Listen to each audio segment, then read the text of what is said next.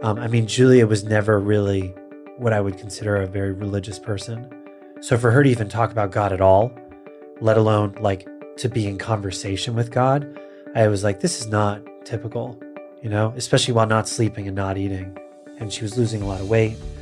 But then they turned where it became much more negative, where it was like not God saying everything's going to be okay, but the devil saying everything's not going to be okay, and you're not worth taking care of, you're not worth protecting or saving.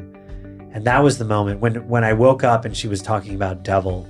That's when I was like, okay, we really need to go get help. So imagine falling in love at the age of 18, seeing that person freshman year of college across the quad and knowing you would spend the rest of your life with them. That's the story of today's guest, Mark Lukach, who saw that woman across the quad and became immediately inseparable. They graduated together, they married, they started building an exquisite life with dreams and hopes and expectations. Until one day he came home and found her living in a radically different world, in a state of what he now knows to be deep psychosis. What he discovered, what they discovered in that moment, the journey that they would then start to take together, and how they would navigate some really, really challenging times and rebuild their lives together differently and stay profoundly committed as they do that. That's where we're going in today's conversation. Mark is also the author of a book that details this entire journey called My Lovely Wife in the Psych Ward. I'm Jonathan Fields. This is Good Life Project. So I kind of want to dive into your story here. So the reason we're hanging out is you have a book out now, which is really powerful on so many different levels. You fell in love when you were 18. Yeah. Like hard. Like really fast, really hard. Julie and I met like the first few days of college. We were sort of at this like orientation reggae festival thing. And everyone's kind of coming together as a group and trying to introduce each other. But I had already heard about her. Like people were already talking about this beautiful Italian girl because she's from Italy.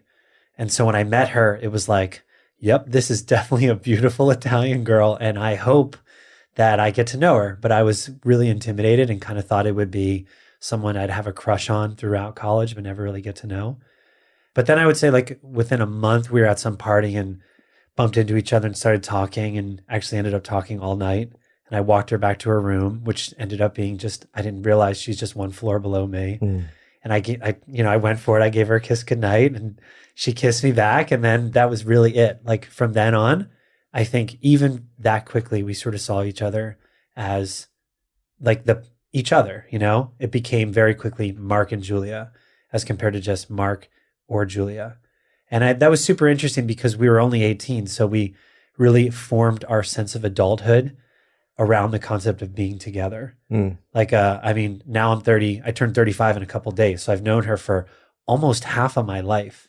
And again, it's been the time where it's been, as I've learned what it's like to hold down a job and try to run my finances. And all of that has been through the lens of this partnership. Yeah. So powerful. It's interesting too, because when you're 18 years old, I look back at myself and not only did I not know who I was when I was 18, but I'm a very different person now than definitely. When I was 18. And of course, things unfold and you learn a lot about who you are and who each other is and the nature of the relationship. So it's like this beautiful love affair. Yeah.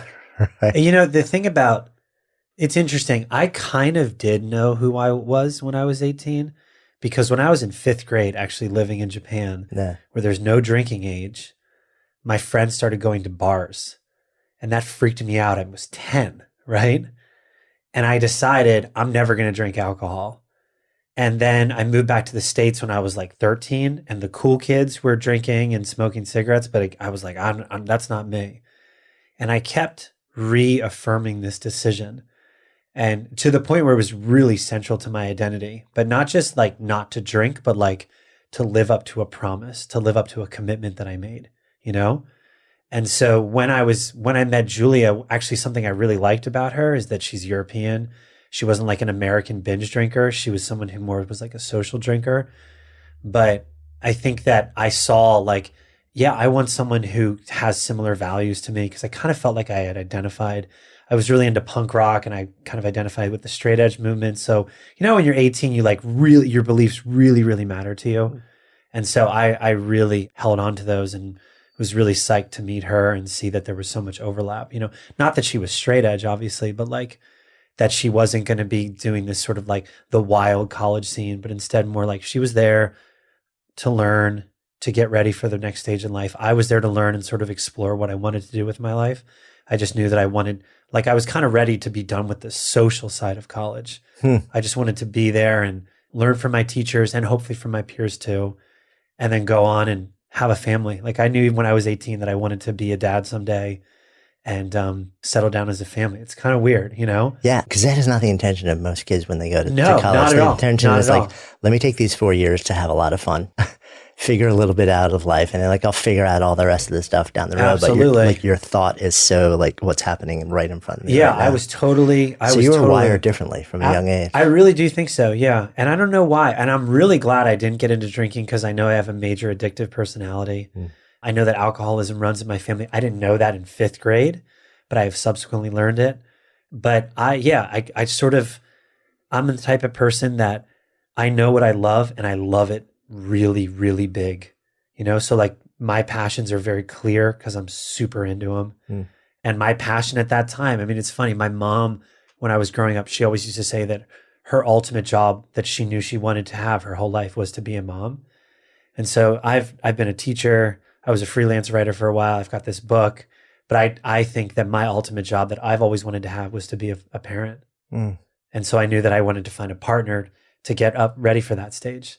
So interesting. It's almost like that wiring was sort of maybe passed down inherited. from my mom. Yeah, seriously. I wonder. Yeah. And maybe it's the Catholicism I was raised with, where it's like family, family, family. Yeah, but there are so many people who are raised in like almost any type of faith where family is, at least part of the teachings and part of the culture. But in practicality, when you look out, like at 1,000 congregants, it's like people make radically different choices. Sure. It is really interesting, though. Now I'm curious about what you saw when you were 10 that literally made you make a commitment at that age that was so fierce that you decided to keep it for life about not drinking. Yeah, I think it was just, it's not like I actually went to the bars, but I was hearing these stories about kids drinking and getting sick. And I was so scared. I was like, that's so adult and bad, And then I was like, I don't want to do it. And again, it was like, it felt like every year I was presented with an opportunity to change that choice, but I never reconsidered it. I was like, no, I've already made this decision. I think the irony is like the closest I ever got to reconsidering that was like in my late 20s around marijuana, where I was like living in the Bay Area and everyone I know is like smoking and it was, medically legal and now it's become officially legal. And I'm like, what's the big deal? I've been around a lot of high people and a lot of drunk people. I'd so much rather be around people who are just like chilled out, getting high as compared to someone who's like raging drunk, So maybe that would just take the edge off. But I still, to this day, haven't done any drugs, alcohol, and I've never even drank coffee before. Wait a minute. I'm sorry, we're going to have to end this conversation right now. We have like a certain cutoff. I mean, I do the occasional tea and like I still will drink soda. Like, right, I don't know. What's your outlet? My outlet is twofold: milkshakes. Okay. So you do have a go-to. I have a go-to and also exercise, but that's like good for me outlet, But milkshake is my guilty indulgence. Got it. Yeah, I love milkshakes. Because you were a skater as a kid, right? Surfer primarily.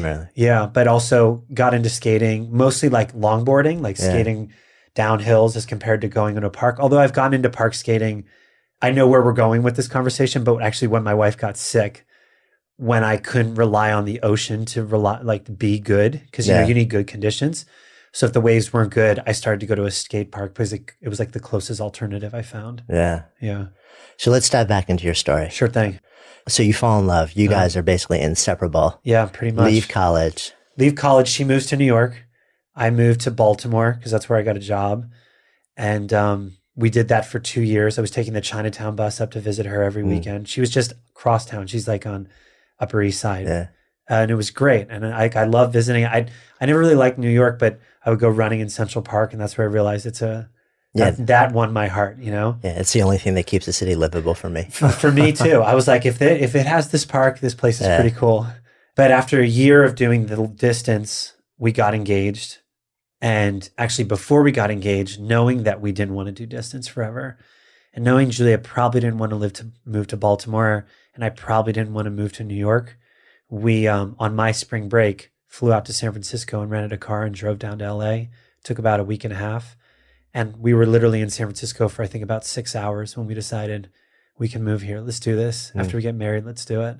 And we got married, and the very next day we got on a plane and moved to San Francisco. So, and what was the plan at that point? I had found a job, so I was going to continue with teaching. Julia had not found a job, but she was so successful throughout college and the first couple of years out, had like stunning recommendations and was always exceeding expectations. So we moved there pretty confident she was going to find a job. And I think we moved on like August 1st, and I started work like the 20th, and she was already working. She had been hired and started before my first day of school. This is like, she's hardcore motivated, driven woman. Yeah, totally. Tell me a little bit about her upbringing. She grew up in Italy. Her dad's an Olympian. He played water polo for Italy in the 80 and 84 games. She's got a younger brother, so it's the four of them, mom, dad, and then two kids. Moved around a lot for his water polo career. Then he got out of water polo and got into banking. And the same year my family moved abroad to Japan, Julia's family moved abroad to the U.S. So she was in New York for a year, and then Chicago for a while, and then back to New York for high school. Yeah, it's funny. There seems like there are all these freakish sort of coincidences between the two families. It's bizarre. So like my mom is Mary. Her birthday is June 22nd. My mother-in-law is Maria Rita, which is Maria Rita in Italian, but her husband calls her Mary. Her birthday is June 22nd. Julie and I are both left-handed. We moved abroad at the same year. I mean, it's unbelievable. Like, we still keep finding little things that it's like, it's wow, you had this, I had that there's too. Some sort of cosmic thing. It definitely felt at play. And as I write about in the book, like it played into this sense of ourselves. We had like built this like myth about us that we were destined to be together, you know? And that helped us stay together, you know? Yeah. So you start life, everything's going great. A couple years in, that's where we take the big left turn. Yeah. So what happens? What happened was in the 2008 recession, the company she was working at closed down. So for the first time, she was out of a job and not certain what she was going to do. I was just coming up on summer break. So we drove across country together, went to my sister's wedding, drove back, had this awesome summer. And while we were on the road trip, she found a job back in the city. So she flew home early, actually. And that was when things started to change, where this new job, basically, it was a company she really wanted to work for. It was a group of people she really wanted to impress, but it was a position that they created for her. So it wasn't clear what the expectations were. And I think for someone who's used to hitting expectations, an environment where there weren't clear expectations was really hard. And so she got kind of stuck, you know, where she wouldn't really know what to do in the day-to-day. And I'd never seen this from her, where she would, literally call me and say, hey, I need to send you an email. Can you proofread it and make sure it's okay? And the email's like a 1-sentence reply. And she wanted feedback on it. I'm like, yeah, this is fine. She's like, okay, good, because I worked on it for an hour, you know, and then a couple of days later, she'd be working on it for 3 hours. And so. At that moment, were you questioning anything, or were you just? I was like, what's going on, right? Yeah. Like, this is a big shift. Another part of the narrative is that we had decided we were ready. We were 27. We'd been married for 3 years. We were ready to try to become parents. So she had just gone off birth control. And I wonder if the anticipation of motherhood may have just been like a big question for her, you know? Her mom, similar to my mom, kind of defined themselves around motherhood. But here Julia was a working mom, or she was going to be, and she kind of defined herself around her career. So I think there was a little bit of questioning there. But with the job, I distinctly remember calling a friend of mine who was getting a PhD in psychology and sort of explaining it. And he kind of gave this like, oh, maybe it's like I forget what exactly it was called, but it was basically like when a new situation is hard, it can become a trigger point to just like ramp up your anxiety, and you have to address that transition and then it's going to be fine. That's kind of what I was hoping it was. But it was really hard to be patient because I just didn't get it. I was like, Julia, like, you're so accomplished. Like, why are you freaking out like this? It's no big deal. Just go back to what you've always done. And then it began to manifest in lack of sleep. This became really the hardest part of it, was that she was so in her mind thinking about things that she would just stay up all night.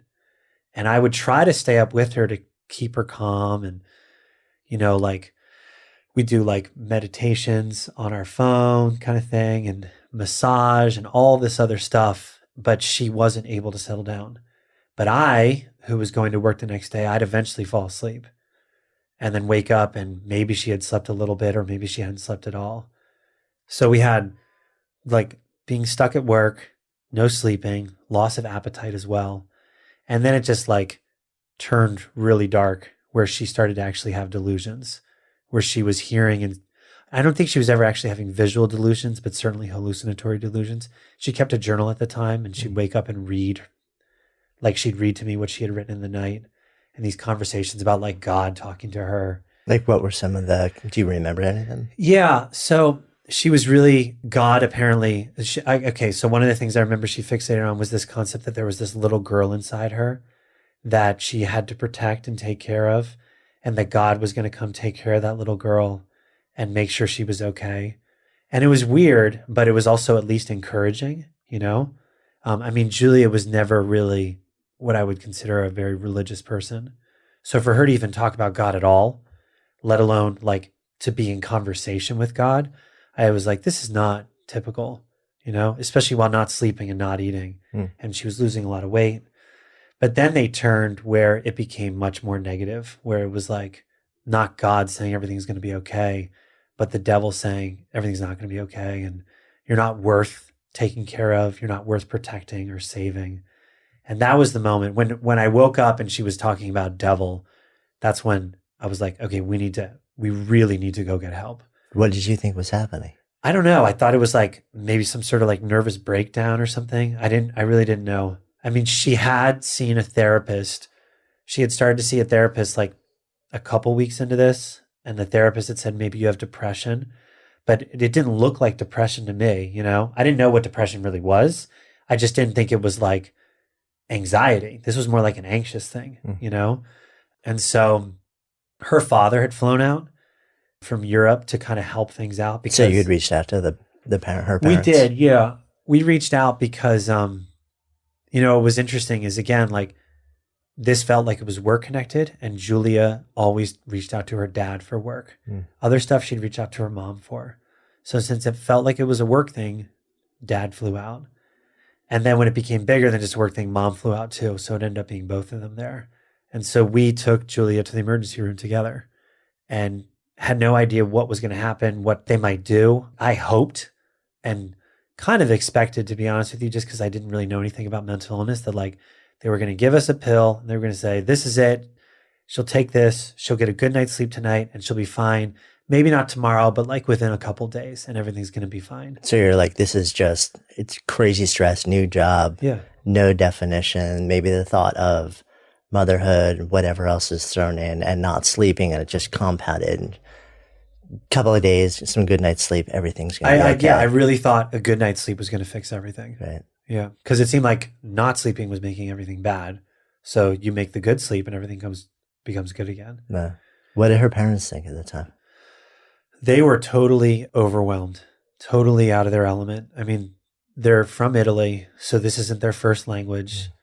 They'd certainly never seen Julia like this before at all.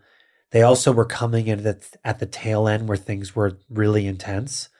So I had sort of seen this ramp up, but for them it was like, when we saw them over the summer and then we're seeing them now in the fall, they were like, what has happened? Like you can only get so much through Skype, Yeah. But when you're in the room together, they're like, this is really freaking us out. So they literally come off a plane and find their daughter in deep psychosis. Yeah. Basically. And that's what it was, right? It was psychosis. We didn't know that. We didn't even know what that term was, but that's what they said at the ER. Like, yeah, she's psychotic. So we need to take her to the psych ward, where she's going to get treated for a little while, and with no real sense of what a little while was going to look like, how long that might last. So where do you go from there? That was tough. Those were tough times, because the person you turn to in times of crisis is your partner, And I think even if one of us had a physical illness, we would still consult each other around what was going on and what some of the decisions would be. But Julia with a mental illness was her entire reality.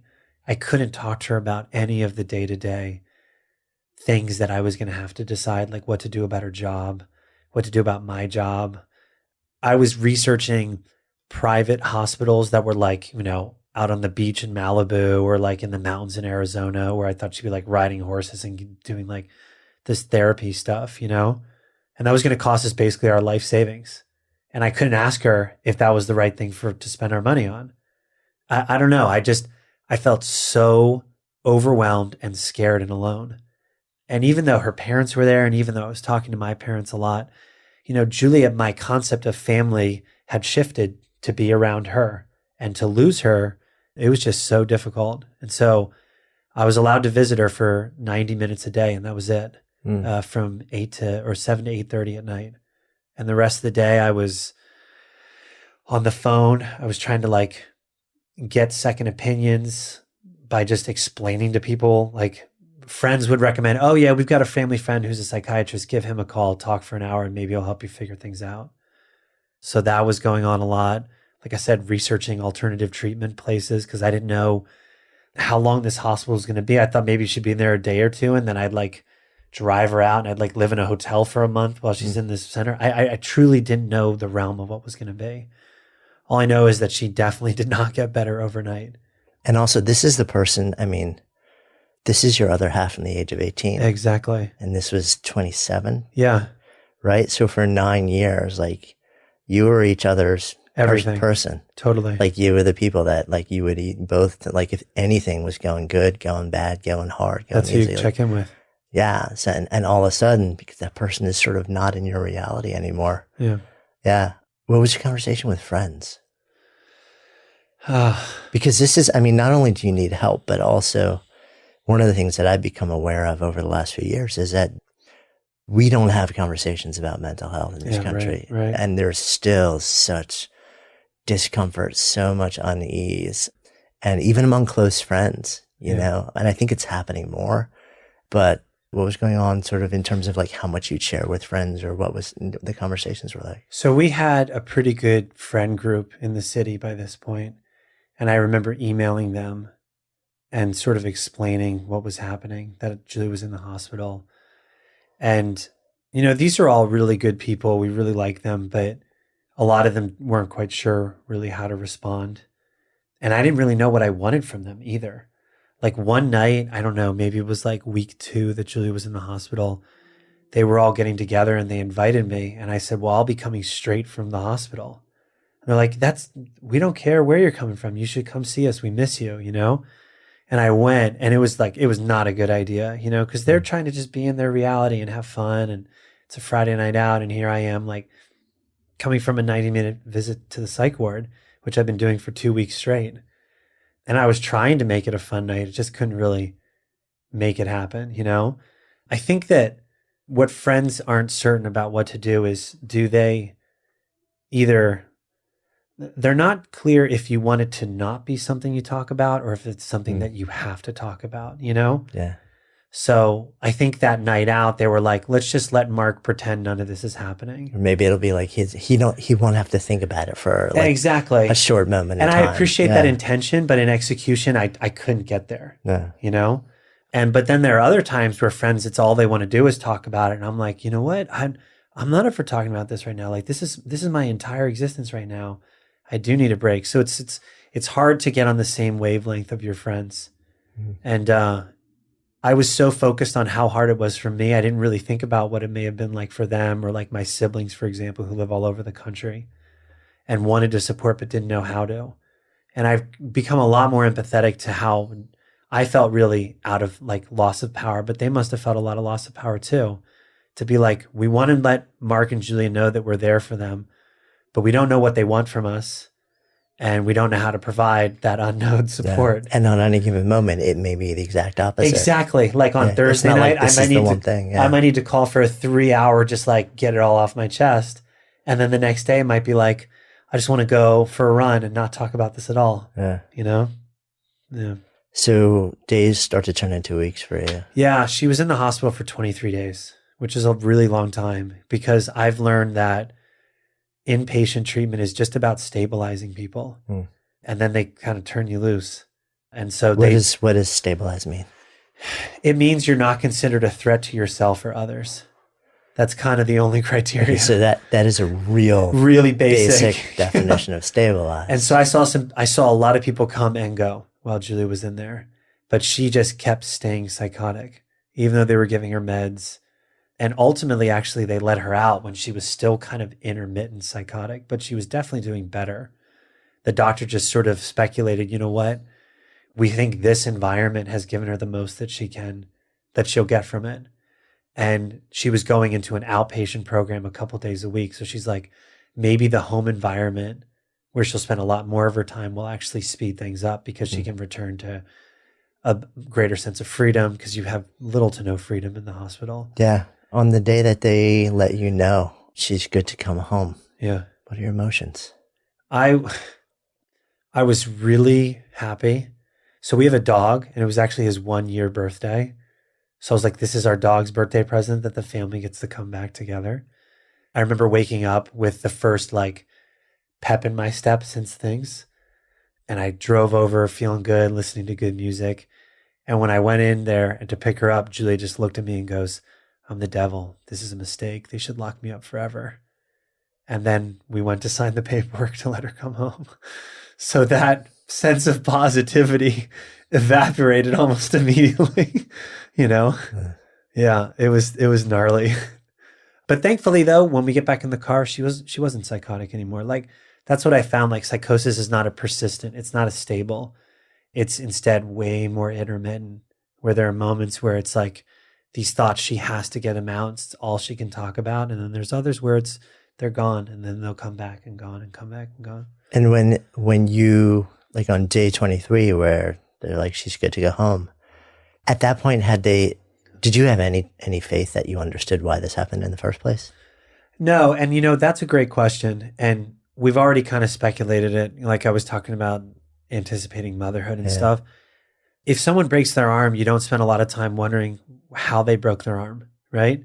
You fell out of a tree, you broke your arm. That's the deal. Let's fix the arm, right? But when someone has a mental illness or some type of mental health crisis, it's like inevitable that people start to speculate where this came from. Is it childhood, or is it work? Is it this, or is it that, And I did a lot of that. I was like, is this something spiritual? Is this something like a manifestation of inner turmoil? Is this just biochemical? I really wrung my hands over that a lot, because I thought that since I knew Julia best, I needed to provide the clues to the doctor that would help them understand what caused it and therefore what could fix it. I just had this like really straightforward, rational expectation of psychiatry. And I mean, also, it's like the broken arm analogy. Like, the big difference to me is that if you break your arm, you take an x-ray, you see the arm is broken, you put it in a cast, 6 weeks later, the cast comes off. Like, there's no expectation that the break might recur. Exactly. It's just like, you're good. Yeah. So there's no real reason to have to dive deep into, okay, what happened that led to this? Exactly. Unless it then happens again, and then you actually start to say what's going on systemically. But with mental health, it's different. It's completely different. Yeah. So we kind of hoped that this was actually a one-time thing. Yeah. And a lot of her medical team was supporting that assumption and hope. They kicked around the diagnosis. The first diagnosis they actually kicked around was schizophrenia, but that was a short-lived diagnosis. Then they changed it what they called major depression with psychotic features, which I felt was a made-up diagnosis. I thought that was like they're just giving it some label so that so that I'll be quiet and stop asking them what this is called, But one of her psychiatrists warned us that 90% of people who experience psychosis have a relapse at some point. But Julie and I were convinced that she was the 10%. And they were really hopeful too, that she had gotten until 27, which is pretty late to have your first sign, and there really weren't any warning signs before. So the question of what caused it, I don't know. I was so fixated it, but I was also like, you know what? As long as we can get through this, it's going to be okay. You're still the optimist. Oh yeah, total optimist. So when you get home, I mean, the months following, the way you describe it, it wasn't just like, hey, everything's better. No, I would actually say they were even worse than the hospital because with the psychosis gone, Julia was heavily medicated and she was completely and totally depressed and didn't want to do anything and wanted to give up. She's like, the hospital took my life away, basically. When she moved in and out of moments of, well, depression is a whole nother layer, where you may or may not move out of moments of feeling better. But in terms of the psychosis or whatever else was going on, in moments of more, I don't even know what you call it. Is it lucidity? Yeah, just lucidity presence? or clarity, yeah. Was she aware of what was going on when she wasn't there? What do you mean by that? Was she aware of the fact that of what was happening with her life? Was she aware of the fact that she was spending substantial amounts of time in like a very altered state? Absolutely. I mean, like she, for example, even early in the hospital said to me and her mom, I'm never going to get to be a mom now. Like I'm crazy. I don't get to become a mom. That moment must have been really hard. And she asked a lot about, oh God, yeah, it's so heavy. And then she asked about her job a lot because she was really insistent she wanted to go back to her job. And I had to sort of diplomatically tell her at a moment where she felt a little bit more lucid, Julia, the job recommended that you stop working. So we're not going to focus on that yet. Your job is to get better. Then we can talk about your work job, But yeah, I think like she got it that life was still going on. And especially when she came home and we were occasionally seeing people whose lives were going on, It was this weird year where like some of our closest friends, they had like their best year ever, huge success on the work front or relationship front. And Julie and I are just kind of like on the sidelines watching, feeling like our year was passing us by. Right. Like, can I just make it through this one day? Yeah, exactly. Yeah. So to get back to kind of the narrative at all, so she was in the hospital 23 days, this prolonged depression where she was actually really intensely suicidal as well. That was something that did come and go a lot, suicidality. And that's actually something I learned a lot about suicidality. The depression might be more long lasting, but the impulse to actually hurt yourself is not as long lasting. It can come and it can go. And I had to learn that if I was with her in a room like this, and if she was so desperate to kill herself, which she was, that I was with her and she was actually okay and she had no means to kill herself. So rather than try to talk her out of that suicidal feeling, which I had been doing for a long time, maybe I just needed to let her express it and I needed to hear it and not reject it, which was really, really hard to do. It was hard to just be able to accept that these were feelings and they were scary feelings for me and, heartbreaking feelings to know that my wife is feeling them, but that she couldn't actually act on them because I was there and we were safe, But that whole window lasted 9 months. She was in this outpatient program for a solid 9 months when the average stay is 3 to 4 weeks. So Julia was on her own timeline and it was a slow timeline. Yeah. And I mean, clearly this is a brutal experience for her and for you. Yeah, totally. And also, I mean, for you as just a feeling sentient human being who deeply loves this person, and for the nature of your relationship. I mean, because it can't be the same anymore. Yeah. We wanted it to be the same, but in the moment, it was so clearly not, like it was so clearly Julia's dependent. She needs help and I'm the one that's going to be there to do it. She would get up and if it was up to her, she'd either do nothing all day or she might literally go and attempt suicide. So I was the one who needed to create a day plan for us. What are we going to do today? Okay, let's sign you up for art classes. Let's go to yoga together. Let's go bike to play tennis, all this other stuff that I was hoping like might be physical and help her feel a little better. So did you feel like you had to literally be with her? Oh yeah. 24/7? I was. Yeah. I was. Unless my only break was those outpatient programs, which was 3 hours, 3 days a week. Otherwise, I was by her side nonstop.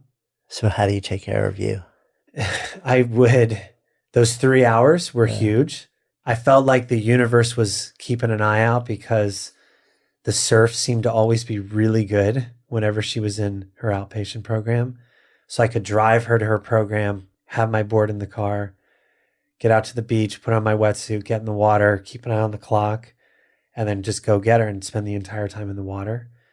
Then after a few months, or maybe it was after about a month, where the medicine would knock her out super early. She'd be asleep at like 7 or 7:30. And it was it was like the sleep of the dead, honestly. She'd lay down and not move and sleep for 14 hours and not move, be in the exact same position. And after I kind of got trusting that when she went out, she was out, I was starting to run at night.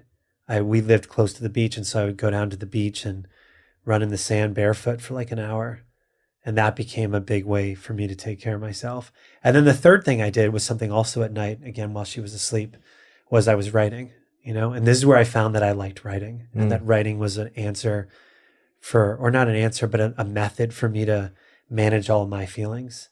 And I wasn't writing for a book at this point. I was just writing to keep her and my parents in the loop because they were super curious about what was going on. So I would send these really big emails, and it was like by writing, I've heard some of your other interviews that talk about the writing and like like what it means to be the author of the story. And this was my chance to get to try to reclaim a little control of what felt like a life circumstance that was completely out of control, because I could describe it. I could choose how I was telling it and what patterns I was identifying and how to, in my optimistic way, spin them in a way that felt like it was a sign of progress or whatever, and so that. It's also like, to a certain extent, it feels like it was a way for you to claim your role in the experience in this story. Absolutely. That was the other thing too. I kind of felt like I was mission control in some ways, because all information was kind of coming through me. And then I was distributing it out to those who needed it. But simultaneously, it's also your mission control, you're the police, you're the caretaker. Yeah, it was all of it. And this is with a woman who who you described as like fiercely intelligent, bright, driven, incredibly self-reliant. As she starts to, after 9 months, as the clouds start to lift. That's when we get to the inability to be able to, it will never be the same for us. And that was really, really hard for us because in our mythology of our relationship, we had a pretty darn charmed life, And now all of a sudden it was like, no, life is not always fair and fun. And was the assumption still though, like once she started to come back to typical, back to the way she was, that was it? Were you guys still working on the assumption that that's it? We made it through? Yeah, absolutely. Now let's just figure out, let's get back to living the life that we were living before. Let's get back to the plan that we were on. Yeah. The first thing we did, we traveled for a while to kind of decompress. Yeah.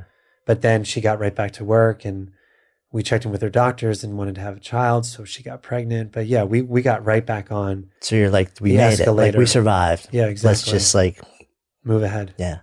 Yeah. Let's not let this be forever something that ruined things for us. Yeah. But, you open and you said when you're 18, you don't really know who you are and you change so much, right? I changed a tremendous amount, even though I thought I knew who I was. And I think I did know who I was when I was 18. But the role of caregiving for Julia and the role of her being so dependent changed us deeply, where she had always been the planner and the organized one. And I was more of the whatever, we'll figure it out, don't worry about it. Let's just kind of be spontaneous or live in the moment. But now Julia wanted to be the spontaneous, laid back one because she had just gone through this brutal year and all she wanted was some fun.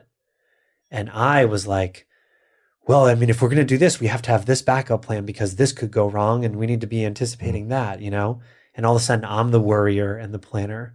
And so we switched roles and I certainly didn't like how I was all of a sudden nervous about everything. This gets to my marijuana point from earlier. This is where I saw a therapist and said, do you think I'm a candidate for medical marijuana?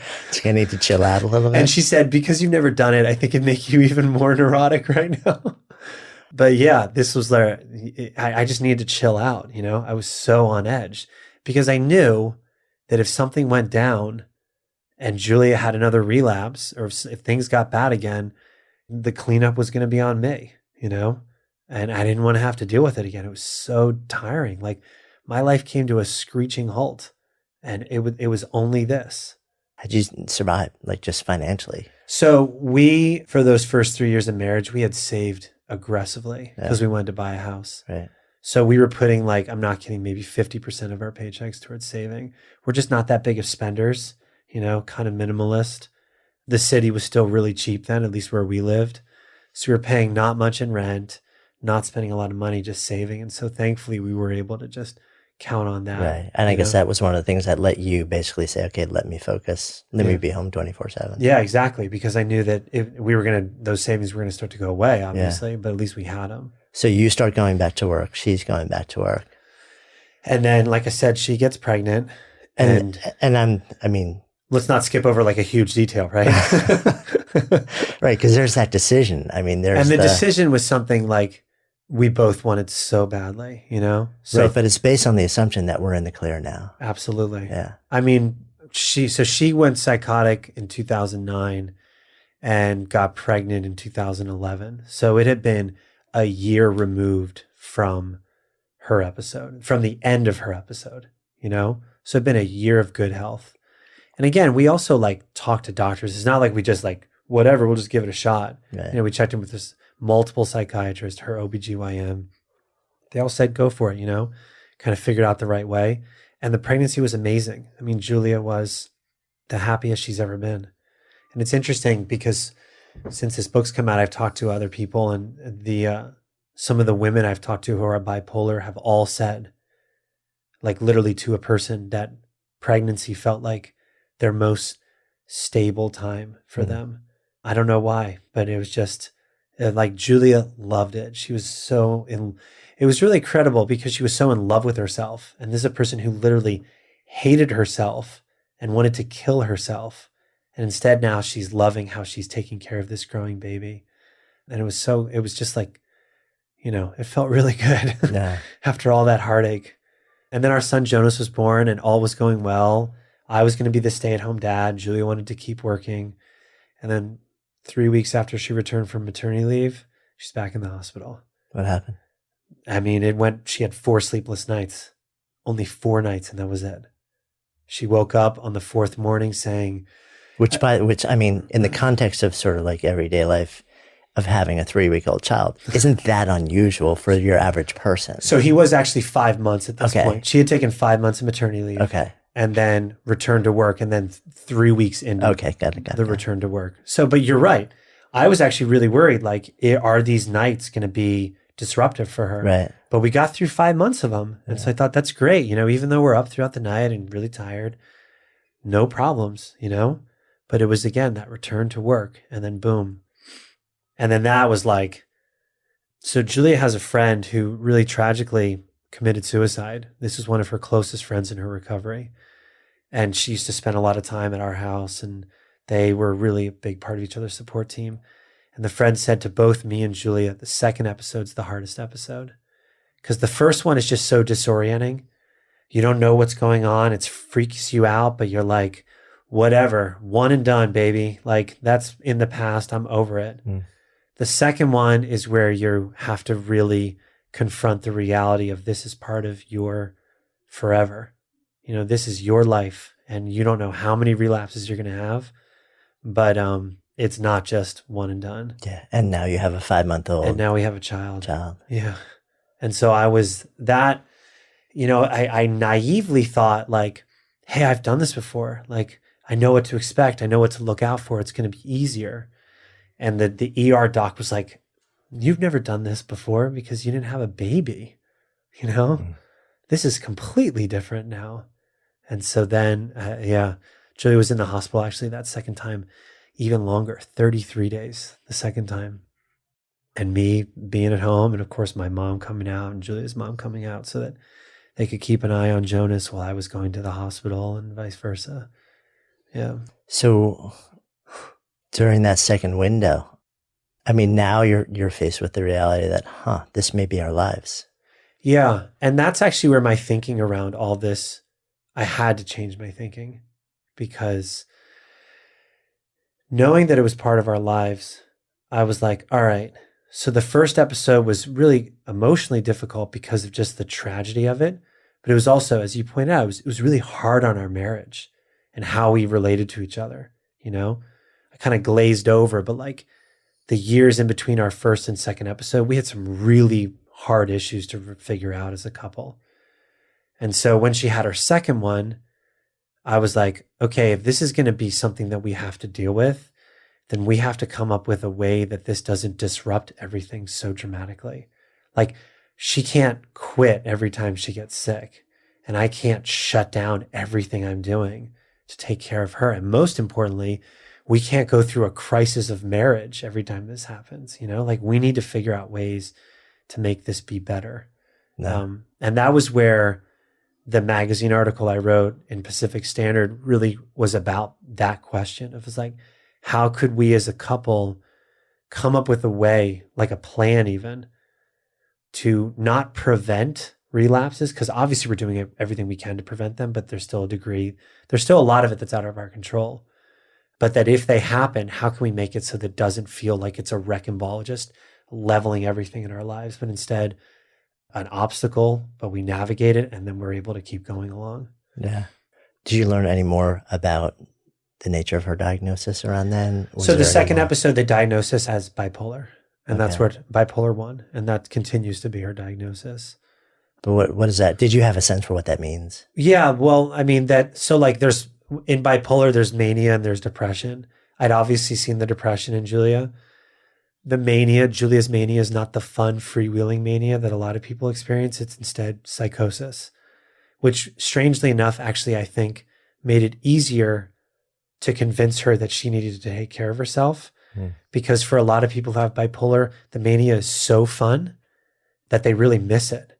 So it's like you get off your meds when you feel better from the depression, you get manic, it feels awesome, then you come crashing down, and then you're like, crap, I need help again, you know? And then once you get out of the depression, maybe you're feeling fine, but you miss the mania again.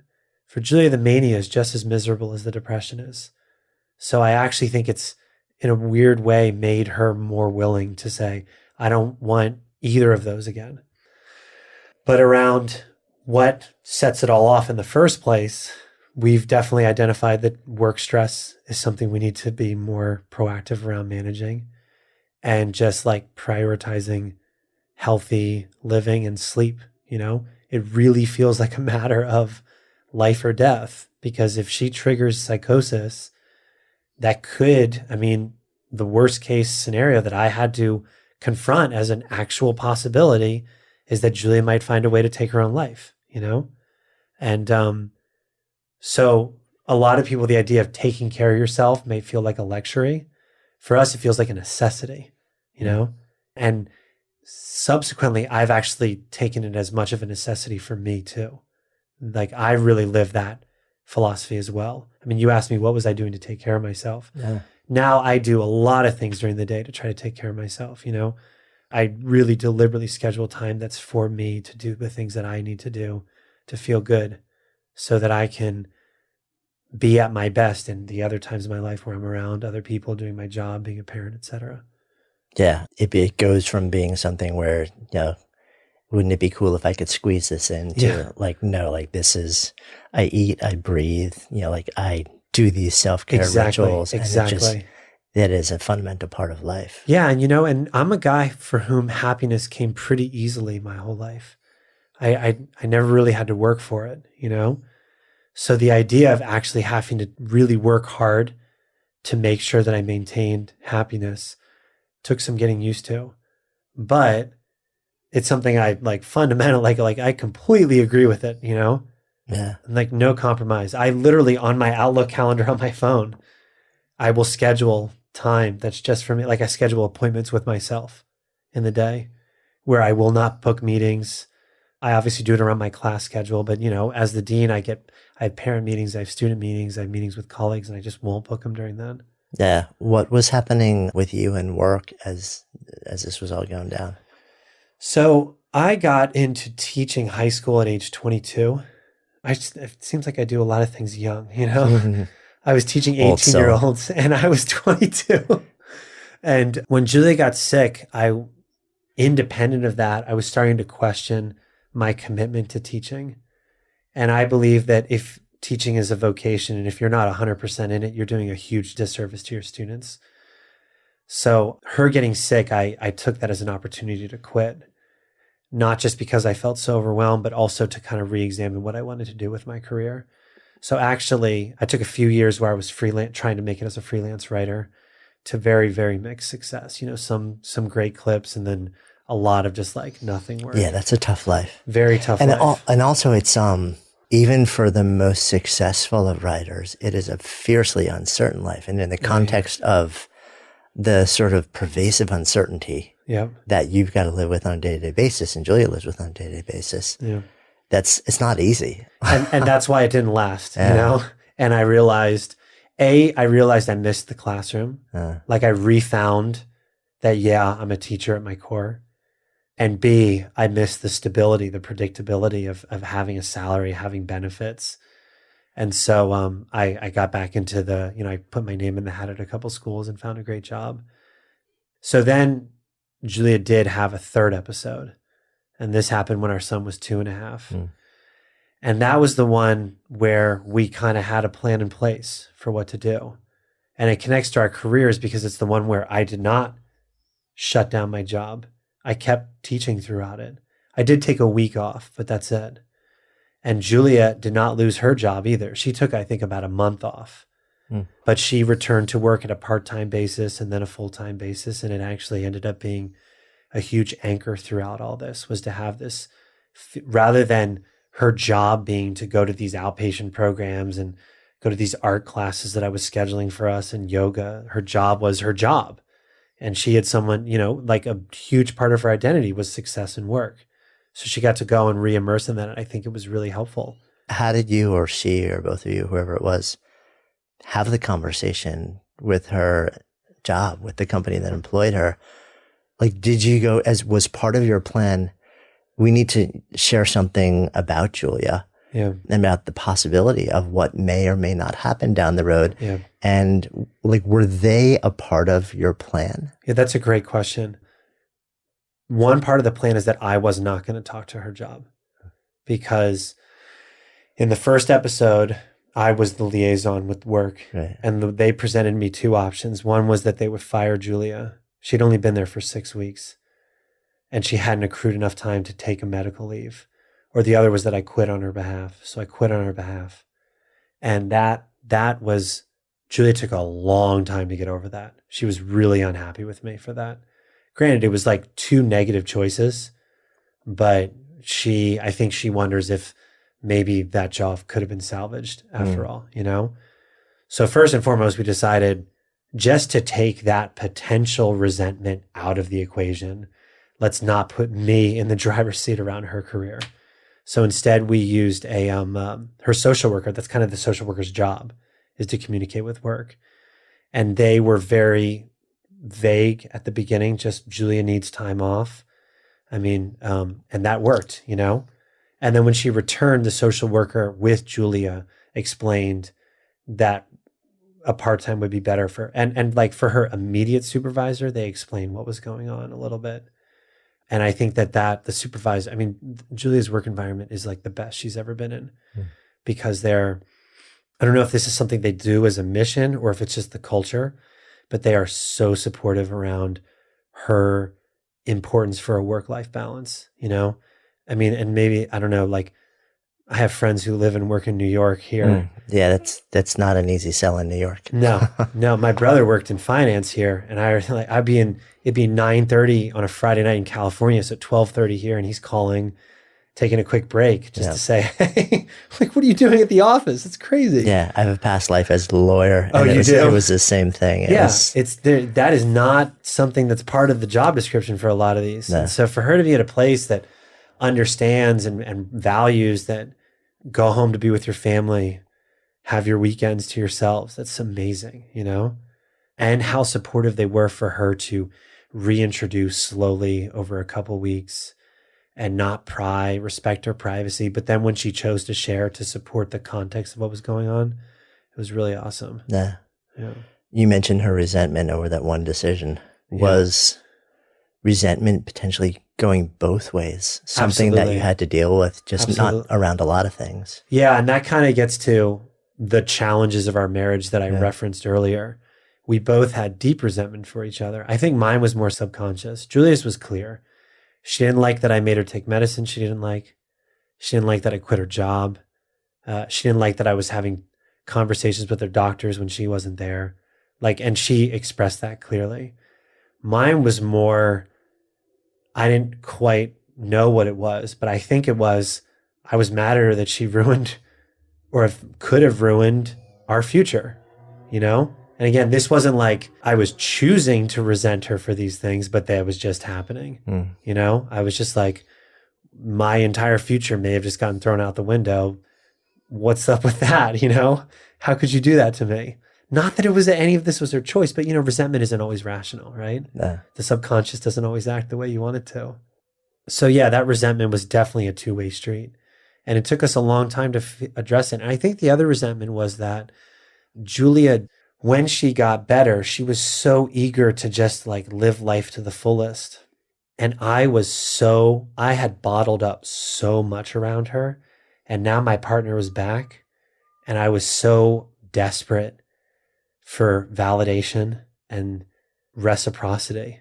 And instead, she's like, I just want to go shopping with my friends and let's go camping this weekend. So it's almost like, do you know what I've just been through? Exactly. On your behalf. Exactly. Not, right or wrong. It's just if you feel that. And in fact, that is where writing emails to my parents turned into writing a book. Because we tried to talk about it and could not. We just couldn't make it work. And we even went to couples therapy and it just wasn't working. Was there a moment where you either one of you or both of you questioned whether the marriage would last? Absolutely. On our around the world trip, actually. We were just like, I don't know if this is going to work. I think my therapist who I saw had a great analogy, which was, it was like we survived a tsunami, which had leveled everything. And so then we had to rebuild our relationship. And in order to rebuild, we had to kind of look at the foundations of our relationship that preceded her illness. And we were, I think, both seeing things that we had glazed over because we were so in love. You know, we were kids. You know, we weren't looking at this closely yet. You know, I have friends who met their partners later in life and really knew what they wanted because they had dated a lot and they knew themselves really well. And so they knew what they wanted from a relationship. We just were in love and riding that wave, you know, and didn't realize the way we interacted about certain things wasn't always that healthy.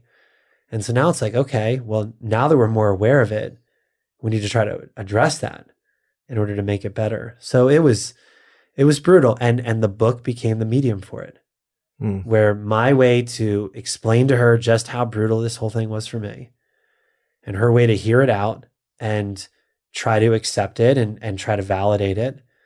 And also for us to see those patterns and try to fix them was I'd write a chapter, I'd email it to her, she'd read it and we'd talk about it. So, because this is all fiercely personal. Yeah. Right? And you've now written a book which has taken really intimate things and very vulnerable things and things that have happened to both of you and choices that you have both made that very often are subject to judgment and a lot of people's opinions. Right. And most people, we talked about earlier, there's still such a stigma around mental health and around conversations around it. How do you navigate the conversation with Julia about hey, listen, everything we've been going through for years now and what you are living with and what we have to look at as our potential future together and what we may have to continue to dive into. What do you think about me telling the world? Yeah, exactly. It's funny. I've been asked this question before, and this is the thing I don't remember completely. You blocked it out. I maybe, but I know why we did it. I just don't remember how we got to it. I don't think it was one sit down conversation. I think it was an idea that we both came up with over time, independently, but then together. Yeah. And it sounds like she was really intimately involved with the creation of the book. She was. I mean, Julia, I was definitely the author of it, but she read everything multiple times and we talked about it a lot. But really the driving reason behind it was to try to help people. It was this hope that we could share a narrative that could maybe give people some optimism in this, because now look, she's been hospitalized 3 times, but we've kind of found this path that's working. Yes, we realize she might be hospitalized again, but we're not as scared of that possibility. We don't have this terror that it's going to ruin everything, but instead it'll be a hiccup. It'll be a big hiccup, but we'll be okay. And so, because I think the people who had some of the biggest impact on her recovery were people who had taken that vulnerable step to share, people who she maybe wouldn't have suspected that they had gone through these things. And so Julie's I don't know, it's like in a way to pay it forward almost, even they took that courageous step. So she wanted to take the courageous step, but rather than on a personal level, more on a broader level. And the second thing I want to say is I actually have 3 things. That was the first one, is the hope of helping. For me, it was a little bit more targeted. I felt so alone when this happened. And I'm a historian, right? And I go looking for answers. And I was looking for answers for what Julie was going through, but also what I was going through. I found books that helped me better understand Julia's experience that were really great. And I found great resources. And I found almost nothing about my experience of it. What it's like to have your spouse go through this. I found a couple that were quasi, I read this great book about a husband taking care of his wife with breast cancer. And I related to some of it, but there were huge parts where I was like, I can't relate to this at all. They're getting to talk about their care choices together. I don't get to talk to Julie about those because she's talking about the devil, I can't ask her if she likes this pill over the other. Because she thinks they're all poison.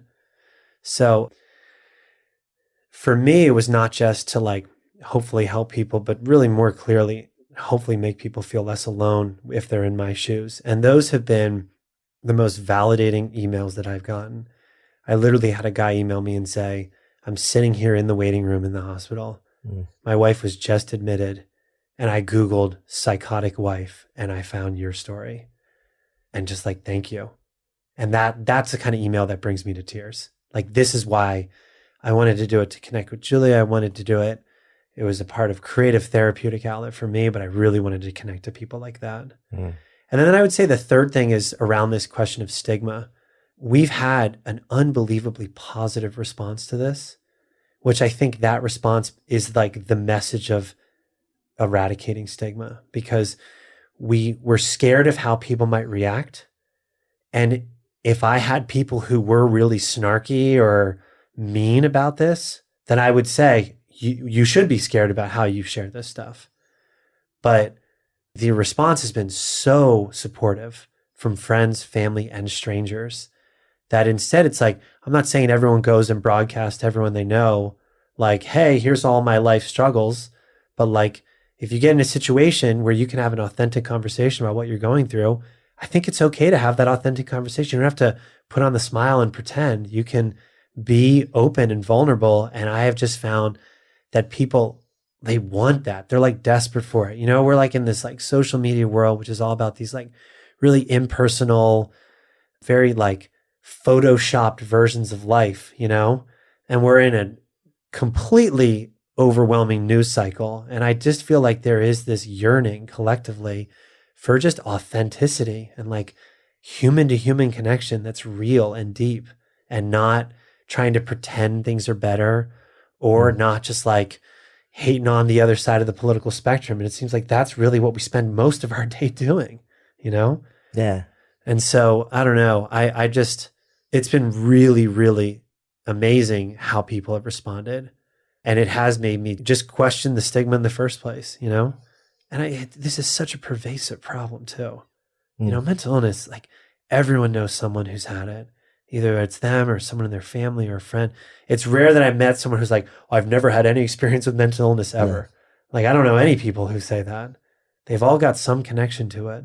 Yeah, it's a topic that's come up many times, over and over, in so many different ways, shapes, and forms. Sure. In this, you know, during the conversations that I've had over the years. Of course. I mean, because you're talking about how to live a good life, right? Yeah. And part of that, like, I think sometimes there's an assumption there that a good life is like a perpetually happy-go-lucky life. And the truth is, you know, both through my own life experience, through my own ups and downs, through ups and downs of people who are very close to me, and through tons of research, and through, you know, like now hundreds and hundreds of conversations and years, right. You know, what I've come to realize is that it's about the full spectrum of experience and emotion. Yeah.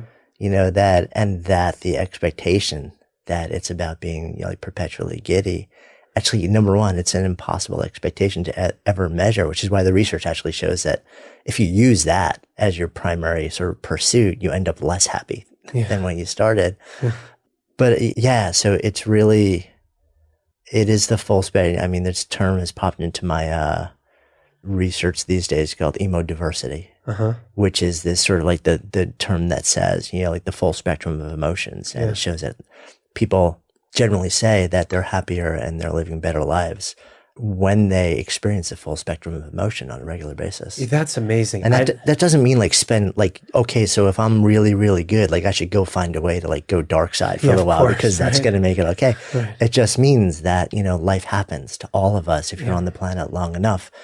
And if you move through stuff, it's not a signal that everything's going to be bad for the rest of your life, that you're not living a good life or capable of living a good life. And also, the conversations around this, when you start to normalize it and realize, okay, so at some point we're all going to get smacked. Exactly. Externally, internally, we don't know how long it's going to last in so many different potential ways. And if we actually just talk about it, it's that one point that you made.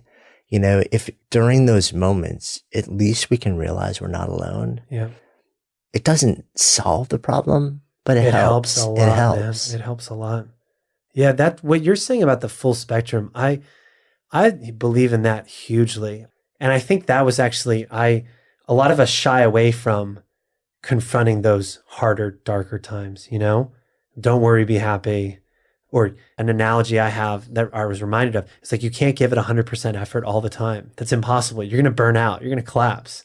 You know, you have to take times where you're like at 5% effort, just sitting on the couch, or you're going to have to take times where you're not feeling well. And I think about this as a parent a lot, because we want to protect our kids. We want them to grow up with, you know, I think a lot of parents say, I just want my child to be happy, you know?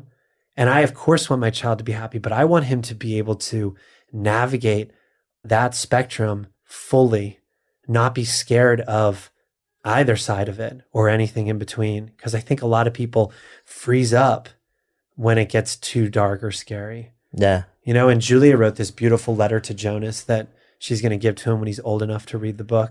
It's funny. That was actually that's where I wanted to go. So I was curious about that. And she basically says, like, one of the big lines in is like, don't be afraid of the power of your mind, right?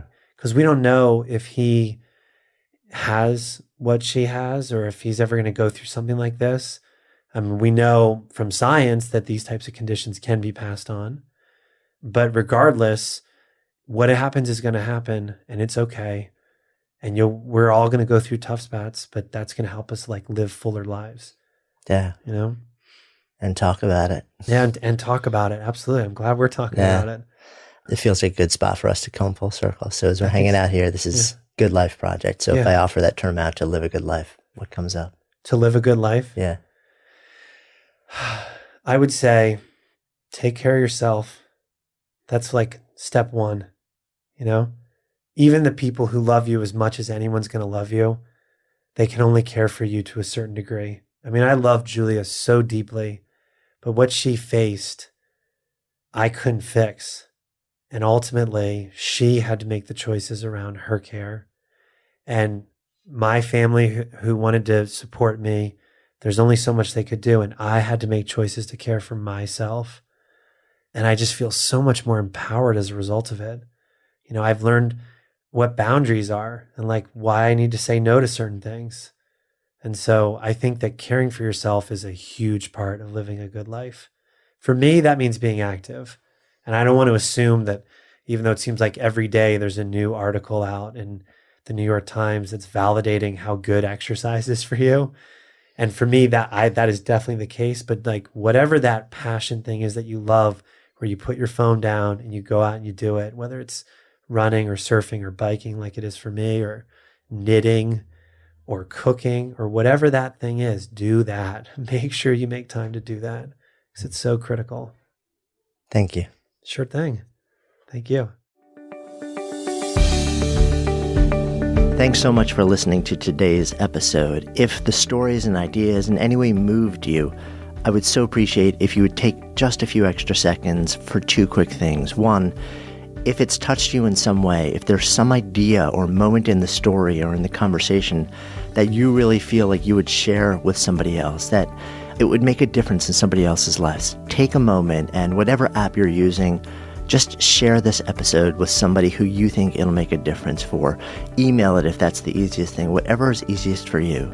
And then, of course, if you're compelled, subscribe so that you can stay a part of this continuing experience. My greatest hope with this podcast is not just to produce moments and share stories and ideas that impact one person listening, but to let it create a conversation, to let it serve as a catalyst for the elevation of all of us together, collectively, because that's how we rise. When stories and ideas become conversations that lead to action, that's when real change happens. And I would love to invite you to participate on that level.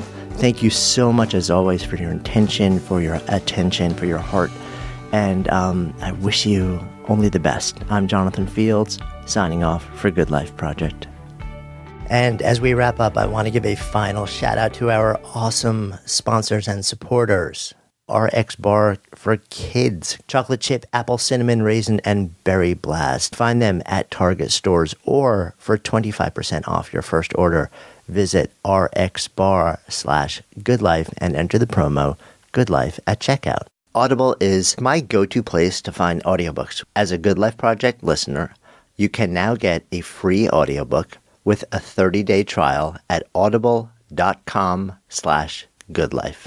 Right now, you can post a job on ZipRecruiter for free. That's right, for free. Just go to ziprecruiter.com/good.